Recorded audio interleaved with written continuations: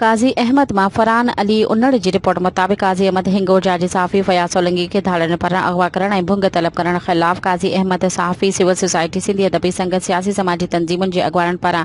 तालके press club अॻियां हथनि में प्ले कार्ड खणी एहतजाजी रैली कढी वई ऐं मुज़ाहिरो करे सख़्त नारेबाज़ी कई। इन मौक़े ते तालका प्रेस क्लब जे सदर राजा साजिद अली उन्नड़, मुमताज़ जतोई, साहिल लाखो, यहिया भुट्टो, MB डाहिरी, हाकिम अली ओठो, अयाज़ अली चांडियो, रजब अली जतोई, गुलाम हैदर उन्नड़, गुलाम हैदर बालादी, ख़ालिद चांडियो, ज़ुल्फ़कार अली टांवरी, दरिया खान मरी, गुलाम कादिर चांडियो, इम्तियाज़ मेहर अरमेन ॻाल्हाईंदे चयो त सहाफ़ी फयाज़ सोलंकी खे धाड़नि पारां अगवा करे मथस तशद्दुद करे ऐं भुंग तलब करण जी मज़म्मत कयूं था।